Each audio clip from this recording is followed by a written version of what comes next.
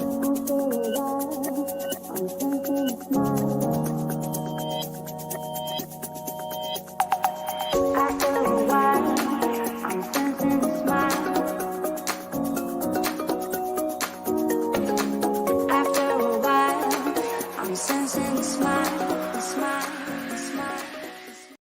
good morning, everybody. It's Dan. Hope you're well today. So let's talk about email lists, shall we?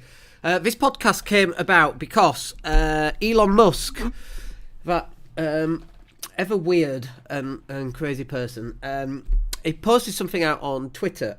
Basically, it said that if you post links to anybody else, Mastodon, Facebook, Instagram, YouTube, and so on, that you're driving traffic away from Twitter and that you're going to get banned. And obviously, needless to say, the whole internet is in uproar about it. And Elon's behaviour, let's just say, is not having a great effect on the Tesla share price. And I actually cancelled my Cybertruck order because it's just crazy. It's just a crazy person, like a megalomaniac.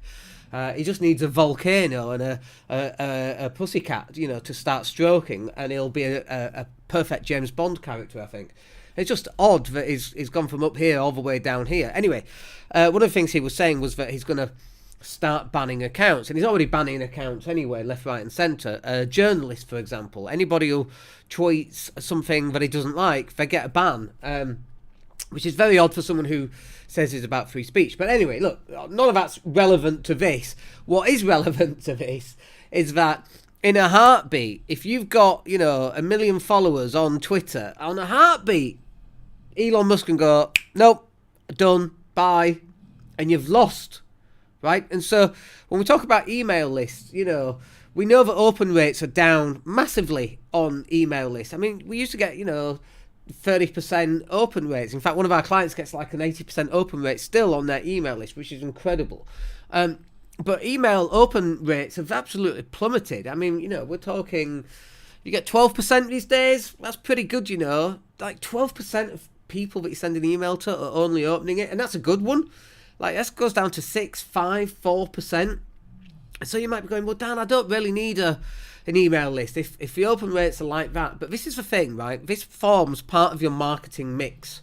And the idea is that you fish where the fish are. And hopefully you've heard me say that before. So you fish where the fish are. Now, are your clients or potential clients, are they on email? Of course they are. Will some of them from time to time open up your email? Of course they will. But also, are they on Facebook, and are they on Twitter, and are they on LinkedIn? Absolutely. So not only should you be posting out onto your email list, you should also be posting out onto Facebook, Twitter, and Instagram, and TikTok, and all those other wonderful social media channels. But it's not just one or the other that's going to build this. It's all of them. It's like trying to bake a cake with just eggs, right? You can't do that. You need the flour, you need the salt, you need the milk. I don't know what goes into eggs, into a cake. You need all of this. Right, this is what we call a marketing mix. It's like a cake mix. It's like a recipe for success, and part of that recipe is having an email list.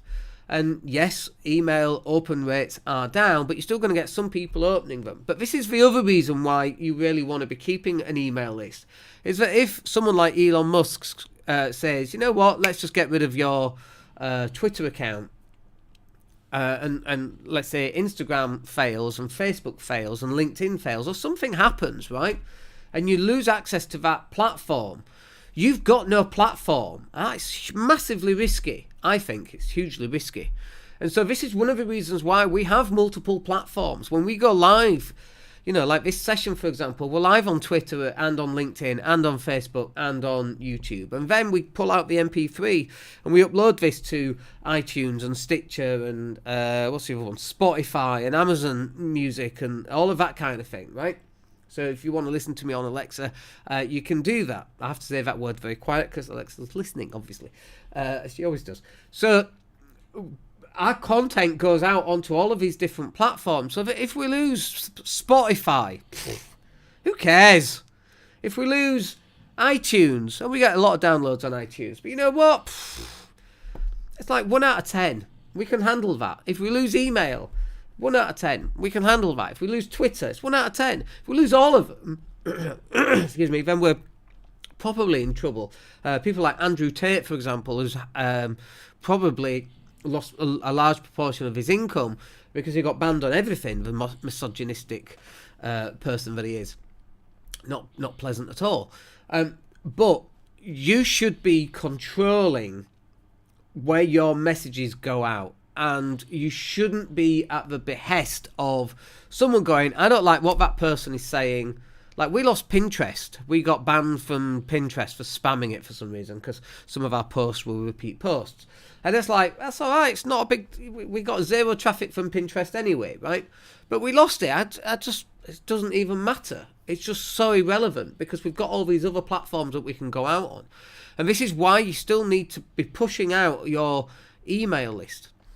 And so, obviously, we've established that, and I think we've established that quite well. So then the next question is, well, how do you grow an email list? And this is something actually we're quite bad at. We've not really gone out and grown our email list. We've gone out and created podcasts and video content and social media content, because that's the kind of company that we are. We still have, by the way, automated emails that go out to all our clients. But we're not great at growing that email list. And in fact, 2023, it's on my goals list, is to 10x the amount of people who are already on our mailing list and get 10 times as many more people. So how are we going to actually do that? And so it can be quite simple, really. It's just little things like, what can you give away of value? So if we were to give you a 2-page PDF cheat sheet, 52 things to go live stream about this year, right? Like, that's actually one of our lead magnets. It's a PDF, it's 2 or 3 pages long, it's just got 52 different topics about what you can actually post about to give you content ideas, so that you can go live once a week now for the next 52 weeks, and you've got a little bit of content there, something to give you an idea, and it's a free download, and then in return we get someone's email address. We go into our email list, and then we can email them and demonstrate our expertise and show them the other things that we're capable of. And so there are other things in there that you could do as well. So you could do quizzes, for example. You can give something away. One of the things that we're probably going to do is run some training courses, like really simple, very basic training courses, but stuff that will actually get a client an actual return, like that will get them an actual result. And so we're going to be doing that not this year, in 2023, which is in 9 days time or 10 days time, whatever it is. So that's a really good way of building that email list. It's always about providing value in some way, because if I ask you for your email address, you want to know, well, what do I get in return? This is what we call a transaction. You're not transacting money. You're just transacting an email address in exchange for information, or in exchange for something else, or in exchange for a webinar. Like, webinars used to work really well for us. And maybe free workshops and that kind of thing, where people actually have to give up an email address in order to get access to that workshop or webinar or a networking event. And, there's lots and lots of value in there. And so in your mind's eye, you've got to think about that this is a transaction.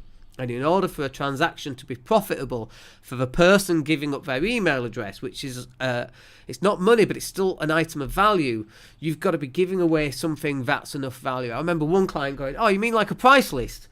No, not a price list. Who's going to fill in their email address to get a price list? Nobody. Price list is something that should be on your website and free of charge anyway. Or, depending on what your sales process is, if you don't give prices away, you get them onto a strategy call. But getting someone to sign up for a menu for your prices, no one's going to do that. So you're going to lose people automatically. You've got to give something away that's really of value.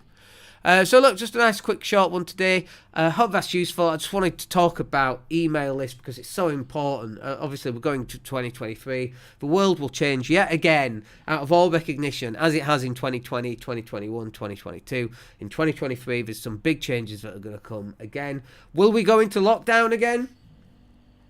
Have you seen what's happening in China? You know, the R rating that we had, like we were trying to get a 1. There was talk of the R rating being an R8 or an R16, which means for every person that person meets, we're going to infect 8 to 16 more people. Like, there's a whole COVID thing coming again, by the way. And we're not going to talk too much about that. But who knows what's going to happen? 2023 is going to be really different. By the way, I've just finished sourcing course today. Looking to set up a limited company, but unsure of a SIC code. If you could help, that would be great. You just pop that on a message for me, and I actually can't remember what the SIC code is for that, but I'll take a look at that for you. Anyway, hope that's useful. We'll catch up with you guys soon. Have yourselves a wicked day, and take care.